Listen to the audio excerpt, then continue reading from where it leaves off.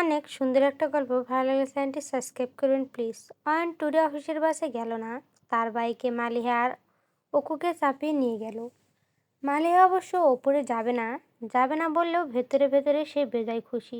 যদিও সেই খুশি সিটে ফোটা অয়নকে দেখালো না, বরং চলন্ত বাইকে কতবার চেঁচিয়ে বলল, বাইক থামান, বলেছি না যাবো না আপনার সাথে, নামান আমাকে, আমাকে রাফির সাথে বেরোতে হবে। অয়ন এই রাফের নাম যতবার শুনছে ততবারও বাইকের স্পিড বাড়িয়েছে। অকুকে বলেছে, অকু তোর মাম্মাকে একটা কামড় দে। অকু পাপ্পা অন্টুবান, পাপ্পা যা বলবে সে তাই করবে। পাপ্পার বাক্যকে শির ধার্য করে সে তাই তাই করতে করতে মাম্মাকে কামড় দিয়েছে, বেশ জোরে দিয়েছে। মালিহাও কম কি, অকু যতবার কামড় দিয়েছে সে ততবার অয়নকে খামচে দিয়েছে, একেবারে জোরসে। মাইদা এক্সাম শেষে এসে জানলো অকুরা ট্যুরে গিয়েছে। কই ভাবলো আজ অকুর সাথে অনেকক্ষণ বকর বকর করবে। নো, ভাইন্নাকে গালি দেওয়ার জন্য তাকে নিউ নিউ কয়েকটা গালি শেখাবে। 1 নম্বরে এই নোভান্না দেখলেই ছাগলের 3 নাম্বার বাচ্চার মতো সারাক্ষণ ম্যামা করতে বলবে। এসব কিছু এখনো শেখানো হবে না বলেই তার মন খারাপ হলো। মায়েদের মন খারাপ হলো, শাবানা বাড়ির সবাইকে তার ধমকাইতে ইচ্ছে করে, এখনো করছে। সে হুম করে কেসে প্রথম ধমকটা মারলো রাফিকে। রাফি সোফায় বসে বসে টিভিতে খেলা দেখছে। যদি আর সে গোল গোল বলে চিক্কর মারছে না, তাও আজ মন খারাপ। সে ভাবলো মাল্লুকে নিয়ে ওরির পছন্দের সব কিছু কিনে আজ হুলস্থুল কাণ্ড বাঁধিয়ে ফেলবে। তারপর সুন্দর করে সেজেগুজে অরিকে ঠুস করে প্রপোজ করে বসবে। সেসব কিছুই হলো না। অয়ন বাবার জীবন উল্টে তার ওপর কিছুক্ষণ চোটপাট দেখে মাল্লুকে নিয়ে বেরিয়ে পড়ল। রাফের মনে হচ্ছে এই অয়ন বেটা তার আর অরির বিয়েতে বিশাল একটা ঝামেলা বাঁধাবে। হাই ব্রো, কিসের স্যার আপনি? সারাক্ষণ বসে খেলা দেখেন কেন? কোনো কাজ কাম নাই আপনার? দেখি উঠুন, সামনের ওই পুকুরটাতে সবাই মাছ ধরছে, ওইখানে গিয়ে মাছ ধরে আনুন। লুঙ্গি পরে যান, লুঙ্গি আছে? রাফি হতভম্বের মতো তাকিয়ে থাকলো। এর আগে মাইদাকে তার সাথে কথা টথা বলতে দেখেনি, আজ কথা বলছে কেন? তাও ধমকিয়ে ধমকিয়ে। কি হলো, কিছু জিজ্ঞেস করলাম তো নাকি? লুঙ্গি আছে না নাই? রাফি দ্রুত মাথা নাড়িয়ে বলল, নাই। দাঁড়ান। দাঁড়ান বলে মাইদা তার আব্বার রুমে গেল এবং আব্বার একটা বেটে খেটেও লুঙ্গি নিয়ে ফিরল। যদিও এই লুঙ্গির লম্বু রাফির ছোট হবে, তবুও সে রাফির দিকে লুঙ্গিটা ছুঁড়ে ধমকে বলল, পরে নিন কুইক। বলে মাইদা আর দাঁড়ালো না। আগুনওয়ালা লোক একটা গালে দিয়ে দ্বিতীয় শিকারের সন্ধান করলো। কিছুক্ষণ বাদেই দ্বিতীয় শিকারের খোঁজ পাওয়া গেল। শিকারের নাম নুসাইবা জাহান অরি, যে আপাতত নিজের পিঙ্কিশ রুমের খাটে বসে বসে রমেন গিলছে। এই মেয়ে হচ্ছে রামেন পাগলি, একেবারে ভয়ানক পাগলি যাকে বলে তেমন। একেবারে কি হলো, শাবানা বাড়িতে চোর এলো। ওরই পানি খেতে গিয়ে চোরকে তাদের ওয়ার্ডরোব একটা লকার খুলতে দেখে আঁতকে উঠল। সে চুপি চুপি দ্বিতীয় চোরের মতো রান্নাঘরে গিয়ে রামেনের প্যাকেটে সব বগল দাবা করে দৌড়ে রুমে কম্বল মুড়ি দিয়ে এসে শুয়ে পড়ল। সেই রামেনের প্যাকেটের কুচুর কুচুর শব্দে চোর অবশ্য আর চুরি করতে পারল না। তাকে মারার জন্য কেউ দাবটি বের করেছে ভেবে মাগো বলে লাফিয়ে লাফিয়ে পালালো। সে যাই হোক, মাইদা ওরির খাটের ওপর বসে বিছানায় কয়েকটা বাড়ি মেরে বলল, এই ওরিপা, এগুলো কি খাও? হ্যাঁ, তোমার মনওয়ালা সারাক্ষণ খেলা করে গো গো বলে চিক্কর মারে। তুমি সারাক্ষণ ওই বস্তুগুলো ইয়ামি ইয়ামি বলে চিক্কর মারো। দুইজনে এত চিক্কর মারলে তো হবে না। ওরি খাওয়া থামিয়ে ভ্রু কুঁচকে বলল, মনওয়ালা মানে? মাইদা ধমক দিয়ে বলল, এত বড় ধামড়ি হয়ে গেলা, অথচ মনওয়ালা মানে শিখলা না। আদিব, মনওয়ালা মানে হচ্ছে যে তোমাকে মন দিয়ে বসে আছে সে। অরি এবার ভাইয়ের মতো আরো ভ্রু কুঁচকে বলল, মন দিয়ে বসে আছো? অবশ্যই বসে আছে। আজ তো তোমাকে লাভ ইউ জানোও বলে ফেলতে পারে। আপার জন্য বলতে পারলো না, কাল বলবে। সেজেগুজে রেডি হয়ে থেকো বলে মাইদা চুল ঘুরিয়ে ঘুরিয়ে ধপাধপ করে চলে গেল। অরি আশ্চর্য হয়ে বিড়বিড় করলো, লাভ ইউ জানো? অয়নরা শাবানা বাড়িতে যখন ফিরল তখন রাত্রির 12টা বাজে। অক্কু পাপ্পার চুল মুঠ করে ধরে ঘুমাচ্ছে। মালিহারও ভীষণ ঘুম পাচ্ছে। সে ঘুমে বারবার ঢুলে ঢুলে অয়নের ঘাড়ে পড়ছে। অয়ন রুমে ঢুকে 2 বাচ্চাকে শোয়ালো। মালিহা বিছানা পেতেই ঘুমের রাজ্যে ট্রান্সফার হলো। ওকে এখন মাম্মাকে ঝাপটে ধরে ঘুমাচ্ছে। অয়ন কিছুক্ষণ সেদিকে তাকিয়ে থেকে হেসে ওয়াশরুমে ঢুকলো। তারপর ফ্রেশ ট্রেশ হয়ে মালিহার পড়ার টেবিলে বসলো। সেখানে একটা পিঙ্কিশ রঙের ডায়েরি দেখা যাচ্ছে। এই ডায়েরি অয়ন মাঝে মাঝে পড়ে। পড়তে পড়তে মালিহার মতন সেও মুচকি মুচকি হাসে। এখন আষাঢ় মাস, ভয়ানক বৃষ্টি। এমন ভয়ানক বৃষ্টিতে আমি একটা ভয়ানক খবর পেলাম। আমার কাছে শুনলাম ব্ল্যাক মুনের জন্য পাত্রী নাকি দেখা হচ্ছে। জেঠুর এক বান্ধবীর মেয়ে। জেঠুর অনেক বান্ধবী, কোন বান্ধবীর মেয়ে বুঝতে পারছি না। আমার ফোনে মেয়ের ছবি দেখলাম। অসম্ভব সুন্দর একখান চেহারা। মেয়েটাকে দেখে আমার খুবই হিংসা হতে লাগলো। বার কয়েক মেয়েটার ছবির দিকে তাকিয়ে ভেঙচি কাটলাম। মায়েদের থেকে শেখা গালিগুলো আস্তে আস্তে ঝাড়লাম। অবশ্য বেশিক্ষণ এই গালি ঝাড়া লাগলো না। বিকেলের দিকে খবর পেলাম মেয়ে পক্ষ না করে দিয়েছে। মেয়েকে নাকি ব্ল্যাক মুন ব্ল্যাক বলে পছন্দ করেনি। এই কথা শুনে আমি এত হাসলাম। ব্ল্যাক মুনের দরজার সামনে কিছুক্ষণ ঘুরঘুর করে গাইলাম, ও হালা চান গলার মালা পেটে ফুরুত দে তোয় লাই। ব্ল্যাক মুন কিছুই বলল না। এই বেটা আসতো খবিস। একটা মেয়ে সারাক্ষণ তার পিছু পিছু ঘুরে ঘুরে একটা গান গাইছে, মুচকি মুচকি হাসছে। অথচ দেখো ব্যাটার কোনো হেলদোল নেই। যেন মনে হয় প্রতিদিন কত মেয়ে ব্যাটার পিছু পিছু ঘুরে গান গায়, লাভ ইউ বলে চেঁচায়। আশ্চর্য। অয়ন ডায়েরি বন্ধ করে হাসলো। মনে করার চেষ্টা করলো এই মেয়েকে সে কবে ভালোবেসেছে, কবে এই মেয়ের জন্য তার মনে উথাল পাতাল প্রেম এসেছে। মনে পড়েছে তাদের বিবাহের 15 নম্বর দিন। কেন প্রেমে পড়লো সেদিন অয়নের আর ভাবতে ইচ্ছে করছে না। তার ঘুমন্ত বুড়ির দিকে তাকিয়ে থাকতে ইচ্ছে করছে। ইচ্ছেকে প্রাধান্য দেওয়া হলো। মালিহার ব্ল্যাক মুনকে গালে হাত দিয়ে তার দিকে ড্যাব ড্যাব করে তাকিয়ে থাকতে দেখা গেল। আজ সকাল সকাল সাবানা বাড়ির নিউ কাহিনীর উদ্ভট ঘটেছে। জুবিন কোথা থেকে এক মেয়েকে বিবাহ করে এনেছে। এই বিবাহে বাড়ির সবার মধ্যে একটা হই হই রব রব ব্যাপার দেখা গেলেও সাবানা বাড়ির 2 যমজ ভাইয়ের মধ্যে তার ছিটেফোঁটাও দেখা গেল না। 2 ভাই গালে হাত দিয়ে সোফায় পাশাপাশি রণগম্ভীর মুখে বসে আছে। আজ তাদের মধ্যে একটা মিল মহব্বত দেখা যাচ্ছে। কিছুক্ষণ বাদে বাদে তারা ফুসুর ফাসুর করে বলছে, কিছুতেই এই বিয়ে মানা যাবে না। না না না, কিছুতেই না। রাফির ভ্রু কুঁচকে অরির দিকে তাকিয়ে বলল, তোমাদের বাড়িতে দেখি প্রতিদিনই একটা একটা নাটক চলে। আজকের নাটকের নাম কি? অরি কিছু বলার আগেই পেছন থেকে মাইদা বলল, নাটকের নাম হচ্ছে উল্টাপাল্টা বিবাহ। বলে সে উল্টাপাল্টা বিবাহের নায়িকার দিকে তাকালো। নায়িকাটা অসাধারণ দেখতে, পুতুলের কন্যার মতো। মাইদা কন্যার পিঠ চাপড়ে বলল, হেই দোস্ত, নাম কি?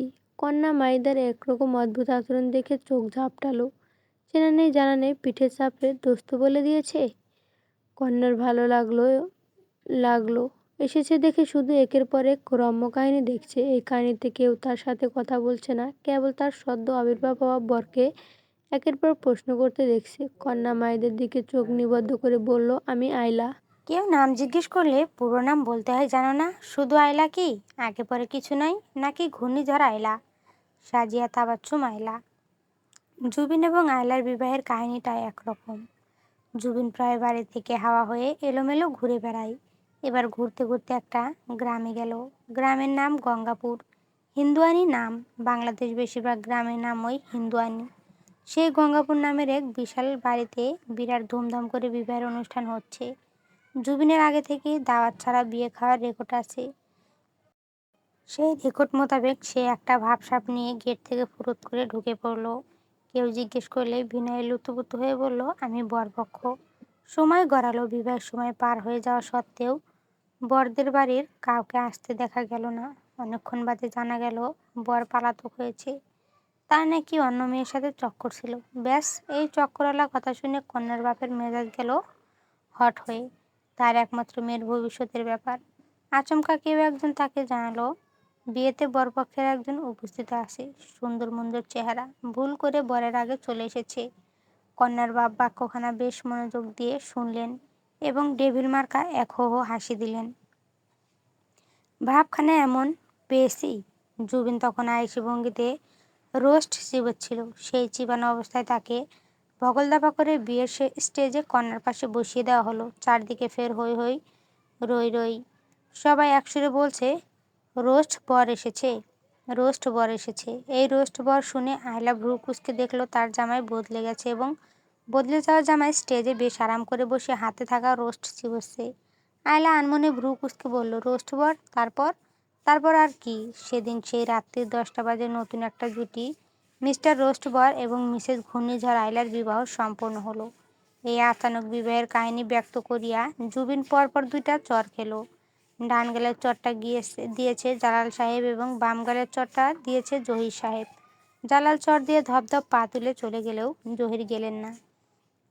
তিনি আদরের 3 নাম্বার ভাইয়ের দিকে অগ্নিরূপ চক্ষু নিয়ে বললেন, মাইনষের বাড়িত দাওয়াত ছাড়া বিয়া খাইতে যাস? শরম লাগে না? খচ্চরের খচ্চর! বলে তিনি 2 নাম্বার ভাইয়ের ধপধপ পা তুলে চলে গেলেন। তার খুবই রাগ লাগছে। ভাইকে ইঞ্জিনিয়ারিং পড়িয়ে মানুষের বাড়িতে দাওয়াত ছাড়া বিয়ে খেতে শুনেই তার মেজাজটা চ্যাঁতচ্যাঁত করে উঠছে। অবশ্য এসবে সাবানা বাড়ির অন্য কেউ চ্যাঁতচ্যাঁত করছে না, বরং যমজ 2 ভাই হাওয়া হাতেই তারা খুশিতে হেলে দুলে নাচ ধরল। সবাই ভিন্ন ভিন্ন গান গেয়ে গেয়ে নাচছে। মাইদা অরিকে এবং মাইলিহাকে ঘুরিয়ে ঘুরিয়ে গাইছে। নান্টু ঘতকের কথা শুনে অল্প বয়সে করলাম বিয়া। মেরিন এবং জুলেখাও লাফিয়ে লাফিয়ে নাচছে আর গাইছে। দুষ্ট কোকিল ডাকে রে কুকুকু, মনে বাঁশি বাজে রে কুকুকু। দুষ্ট কোকিল ডাকে রে। ওদের দেখা দেখি রাফিরও নাচার শখ হলো। সঙ্গী হিসেবে কাউকে না পেয়ে শেষে অয়নের কাছে গেল। অয়ন সোফার একপাশে বসে সাবানা বাড়ির সবার পাগলামি দেখছে এবং ভ্রু কুঁচকে তাকাচ্ছে। হঠাৎ রাফি তাকে দাঁড় করিয়ে উল্টাপাল্টা ঘোরানো শুরু করলো এবং গাইতে থাকলো, জিও পাগলাল্লাল্লা, জিও পাগলাল্লাল্লা। বেচারা অকু বেচারা মাথা চাপড়ে সবার কাণ্ড কারখানা দেখে বলল, পাগল পরিবার। এই পাগল পরিবার বলে সে উঠে দাঁড়ালো এবং মোটু পাতলুর ডাক্তার ঝাটকার মতো দুই হাতের 2 আঙ্গুল উপরে উঠিয়ে নেচে নেচে গাইল, ডিঙ্কুনাকুন ডিঙ্কুনাকুন নাকুনাকুন না না। রাত 2টা বাজে সাবানা বাড়ির সকলের নাচা গানা ফিনিশে হলো।